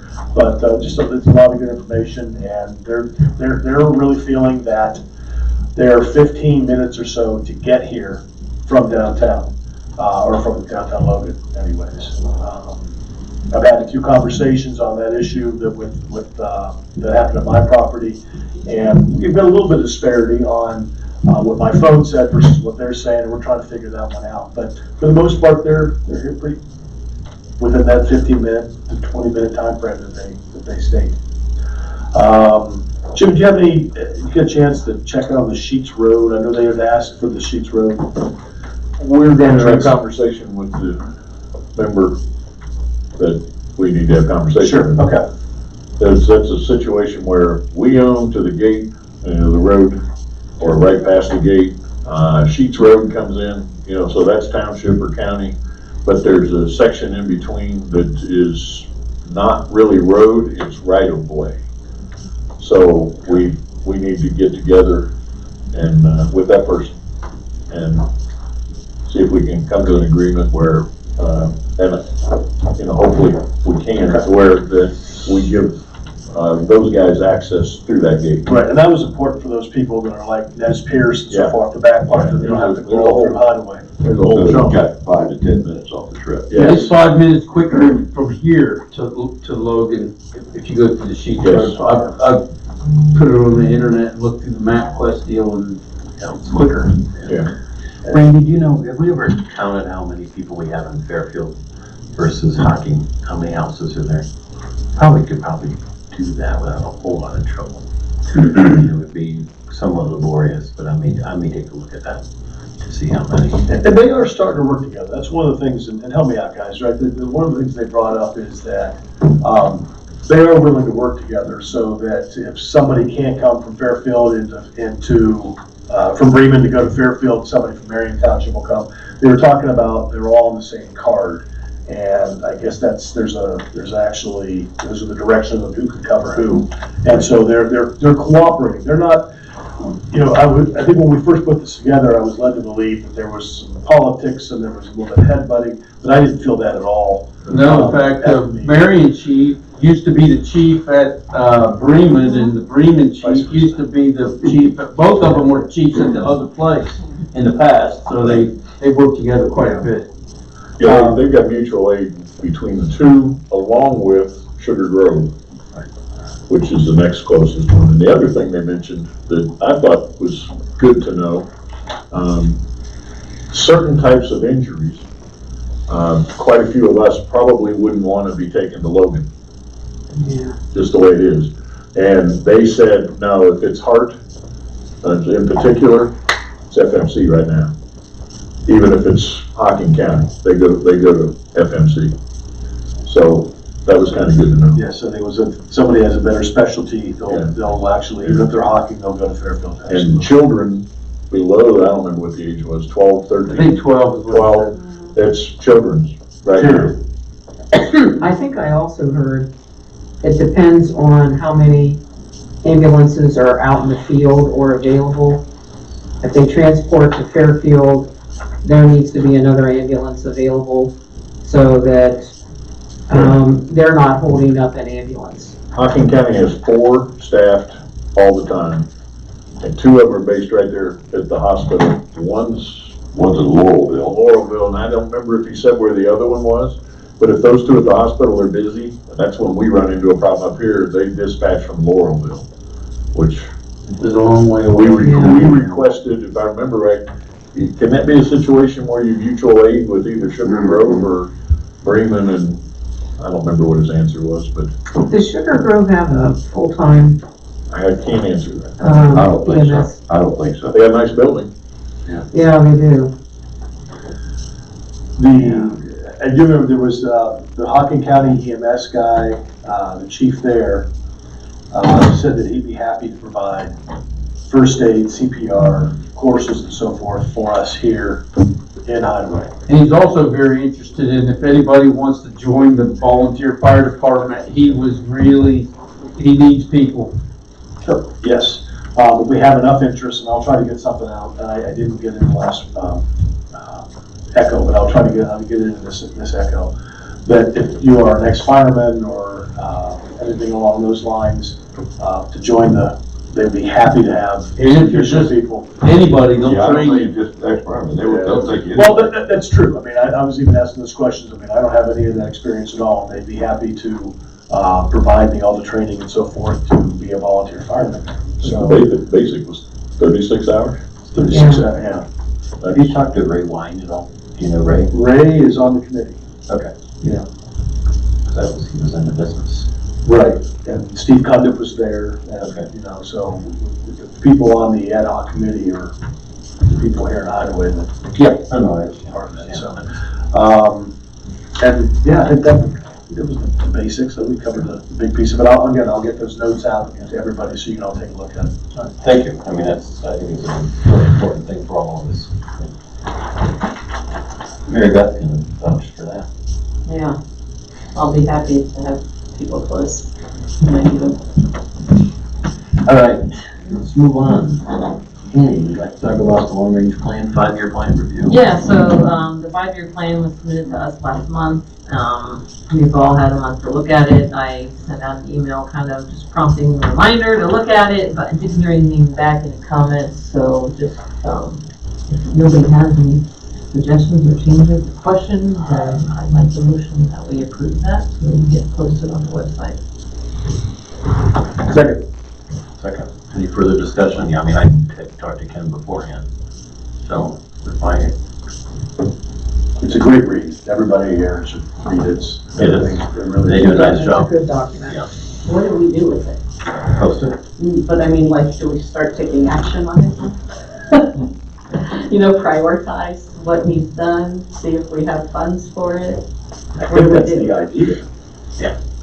We don't have a mechanism in place.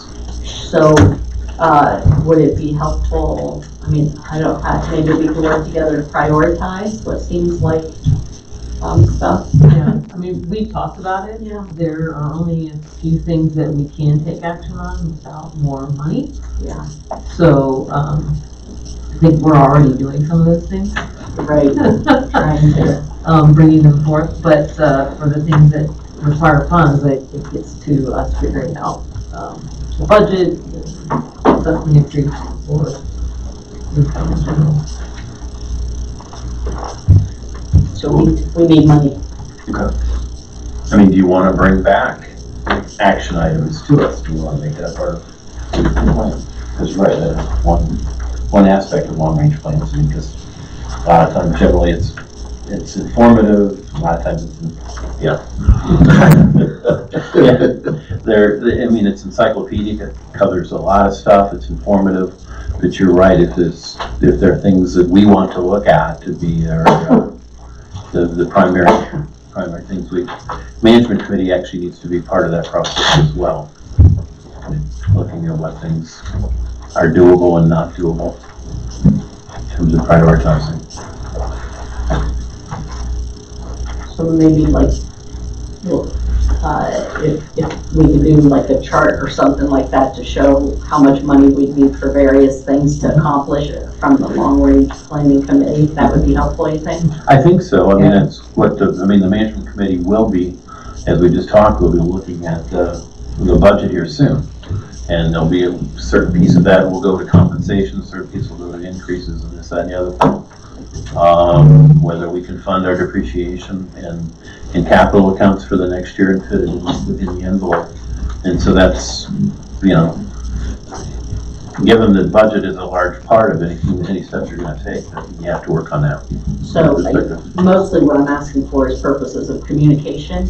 So if we tell people, like, here's the money you put into Hideaway and here's how it's spent, and then that goes out first, then maybe we can say, according to the other committee, that we're not necessarily the ones doing this, but this 5-year planning committee said, here's what they recommend and how much it'll cost. And then the budget doesn't allow for, and we can sort of highlight what the budget does not allow for without some kind of donation, assessment change, something. People to volunteer, maybe we can give suggestions. And that can get communicated, maybe item by item to people through e-blast or Facebook or somehow, so it's really tangible. That's fine. That's a good idea. It's a good approach. It's not a good way to go. So do you guys want to take a look, stab at that? And we'll go from there. Excellent. All right, Lee, you're back up again. Okay, so in your packet, we have summary report on the feedback from the survey that ended last Friday. Kind of proves all of it, but kind of give a summary. We had good turnout, I thought. Say 500. Almost 500 people, 478 people completed the survey. Try to kind of distill it down on the back line on slides 3 and 4, kind of the highlights. One of the things that really stuck out was that the length of ownership mattered.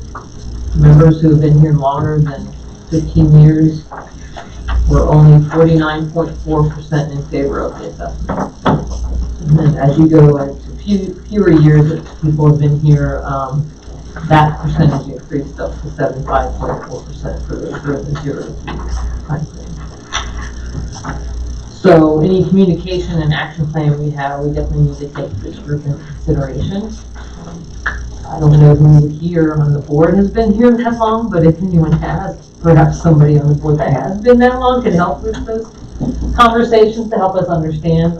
We did have one meeting tonight that opened up to members to come meet and talk with us about the assessment and their thoughts and such, so we need to do that. There's another meeting on Saturday Yep. at the lodge.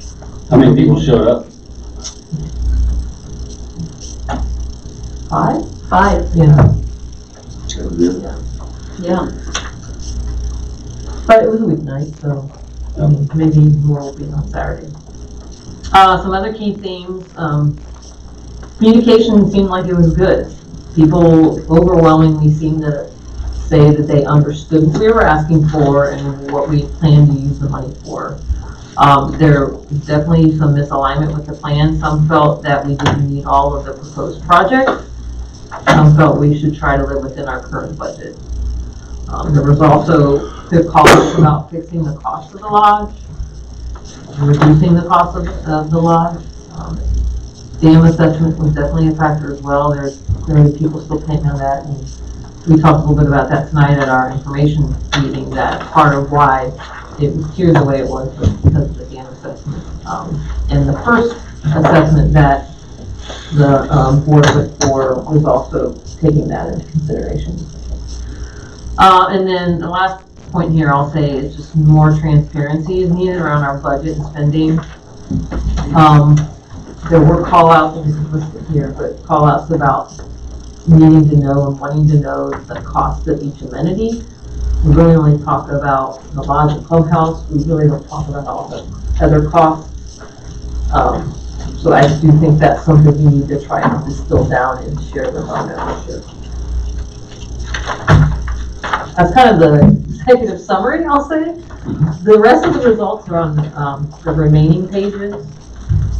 For the questions that had other as an option, I tried to summarize it more or less. I can send out the full data if you guys want to have it. One other thing that was kind of interesting we may want to take some action on is for people who said they did not vote, they either forgot or it was inconvenient or they were new members. Were kind of the main key things. I do think it's something worth us maybe communicating more frequently to remind people, more so than maybe we do today. I also think that people don't realize that that black box by the front gate can actually be used to put mail in there. I don't think members know that. We use it all the time, but we've talked to several people that said they didn't know that you dropped mail in there. So people could have probably put their absentee ballots in there.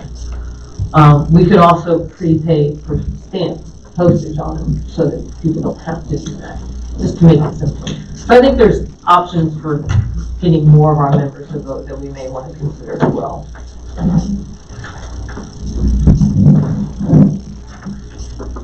I'll let you guys kind of look through the rest.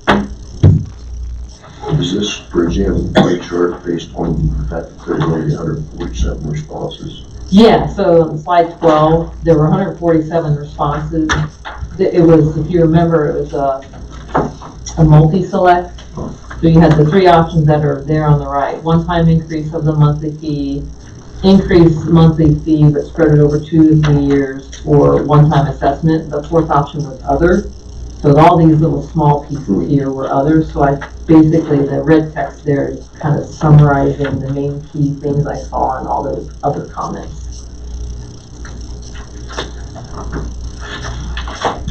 Mistrust of the management and board, 26%. That's pretty high. 1 out of 4. But that's only of the people who voted no, right? Which side is it? Yes, that would be right. This one right here. That's right. A few of them did What? mistrust. Yes. Yeah. Yes, so those are people that voted no. Correct. That makes me feel a little better. Well, I think a lot of that I gets mean, back. probably isn't gonna be of the people that voted yes now, is it? I think most of that Vote yes, because I don't trust the board. I think that gets back to the communication. piece. I agree. The more we share and explain, the less that people will have mistrust. I've heard a lot of fail stories about people pocketing money that were on the board in the past, so those people that have been here longer than 15 years are gonna remember some of those stories, so we have to be very. By the way, you owe me $50. Open it. Well, I've been here for much longer than 15 years, and I've never heard those things by anyone that had any kind of credibility whatsoever. Oh, good friend of yours. Who? Danny. Danny says the board, but he's on the board, he must have been making all the money. He's always looking for, anyway, it doesn't matter. Well, I said anybody with credibility. Just because you're my friend doesn't mean you have credibility. That was Scott Martin who said Yeah. that. Now you leave. Thank you.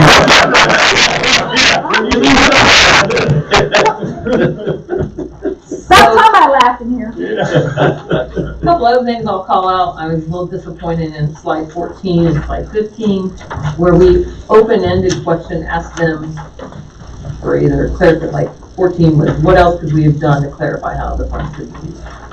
I guess 7 responses isn't bad, given it does sound like they understood what we were asking for, but on 15, where we asked for input on the lodge, only 30 people provided comments out of 400, almost 500. Yeah, that was what's disappointing. What did they mean in slide 15? Quick, I guess that means quit. That was my type of quit comparing, quit competing. What did they mean by that? Having them open, not so much at the same time, but having events at the same time and competing for the membership's attendance. Yeah, they've been competing, but, in other words, people forget the money all goes into the same pot. They've been, not the company, not the lodge people and, employees and the clubhouse employees, but members, you know, they just think that there's constant competition and bickering between the two. But one of the things that's come up in the food services committee from a couple of people is that one of the things to avoid is to have events on the same night at two different places. So that's really counterproductive, because if you have people make that, people who might be interested or do go to both places might make the choice, not have, they're forced to make a choice. That was one point that's been brought up. And to be honest with you, I don't have an answer for it.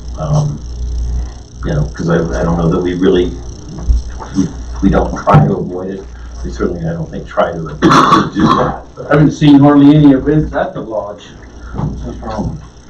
I mean, we have a manager, but he doesn't schedule any events. I get the feeling. It's also understaffed. I get the feeling that Catch-22. that competing thing might have come from some of our old staff. Yeah.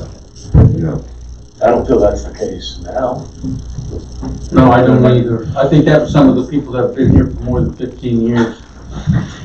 That's you. Not me. I agree with I'm Eric. happy to go anywhere that they serve alcohol. I agree with Eric on that, because, at one time there was definitely animosity between, the lodge felt the clubhouse was taking money away from them, and if there wasn't a clubhouse, they'd come to the lodge. But I agree, I don't think that's the case now. I don't. But again, my view is more, I think, the issue of certainly trying not to, Scott was exactly right. We haven't programmed that many things in the lodge. Hopefully we'll get back to it. But to be smart about that and make sure that we have, ample. Check the calendar. I was, God, they beat me on it. What do they need from us to support an increase? We did get quite a few people say they'd be willing to be a part of, an ad hoc committee to inform kind of our go-forward actions and such, so we'll start reaching out to them. There's quite a few people. Did people give their names to? Yeah, there were a few anonymous, but, Yeah, that's real helpful. but no, hard to get a hold of. Majority of them did provide Still call me, either I'll call you. a phone number or email. That's right. That's actually good, 20%.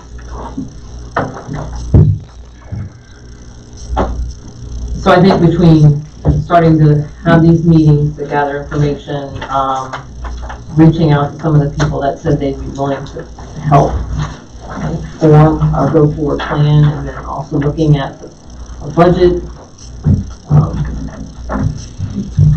we'll try to formulate a recommendation for going forward, maybe another increase in the future. Good deal.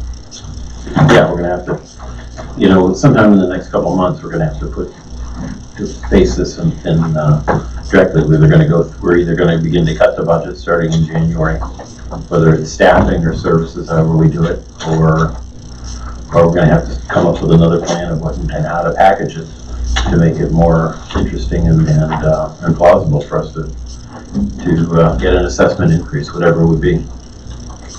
I don't think there's any way to, it's gonna be one or the other, because 20,000 is not gonna keep us going. Not if we, you know, if that 1997 dump truck goes down, that's one of the machines we use to plow the roads and other things. Backhoe, those sorts of things fall apart, or they break, and they do break. And you said just one of those trucks is over 100,000. Yes. And they have to be special trucks because of our hills and the things that we make them do. We just can't go buy a generic dump truck. And that added probably 20% to the cost, I think, when we were spent, 6 or 7 years now. But was that about right, Ian? Randy, probably? Yeah, because we had to have special transmission and heavy duty stuff so we weren't breaking down all the time. We certainly broke down a lot less than we did because we bought the 2 trucks brand new, and we bought the small one, and I think we've had a lot less maintenance as a result, but those days are no longer here. All right, thank you. Appreciate it. Should we disseminate this to the membership, or how do we want to deal with this? Could we put it on the website? Sure. Do people want that? Are you going to think about it a little further or longer, or what? I don't want to. I think people like to see it. Yeah, why not put it out? It's good to work on. I'll put the names out there. There you go. No, yeah. Yeah, put the list of all the people. Actually, I feel like mistrust management. there's nothing on this report that I think. Those people didn't leave their names. So I think this is, I'll go through, but I don't think there's anything on here that he's thrown in. Cool. All right, Lodge Duck update. The rebar cages are here. They're down in maintenance. Matt Hobbs will be walking through with Matt Woodrum hopefully next week with Big Rick and the like to get ready to dig the holes. We have them all in place. We added the stairs that are on the front side of the deck because that was going to be required for the permit from Fairfield County. That has been submitted. It's been put together. The structural engineer has analyzed it, stamped it. The architect has also stamped it. So that is in place. It's in their hands. We anticipate that we should get approval on that. We have conditional approval at this point that we can begin to do the structural pieces. We have begun to order the long-term. There's a couple of the main beams, there's a little bit of lead time on those. But I sent a request through our communication with Woodrum and Mark Truman, as well as Matt Hobbs, that we can get going on this thing. It's coming. Like I said, the rebar cages are there, so we just have to have Matt dig the holes, and we can pour the concrete and go from there. So that's where we're at with that. At this point, we haven't spent anything yet, but we will owe for the cages when I get a bill for that, but I haven't gotten that. It's a little additional money for Fairfield County for the inspections, and I went ahead and paid that. So that's all been taken care of. So we're ready to go with that. That's where we're at. I will, if anybody wants it, I can send you the final plan that we have. It's 48 pages long with specs, drawings, and the whole 9 yards. And you can see it, or I can put it on Google Drive if anybody wants to look at it. It's got all the pieces and parts to it. Thank you, no. It'll blow up your inbox. You want to lean into the microphone and say that? Thank you, but no. We can look at that. Absolutely, there are some pieces and parts that can do that. So, actually, a couple of the contractors said, "Can we have this? Just a few things at this point." So we've solved that down already. So yeah, I think we're good. We'll as soon as we can get them going. Like I said, Hobbs is going right now. So once he gets back, we'll get him out there. And Randy, I talked to Rick O'Neill too. We want him to be part and parcel with, is make sure these guys don't make any mistakes, and so, yeah.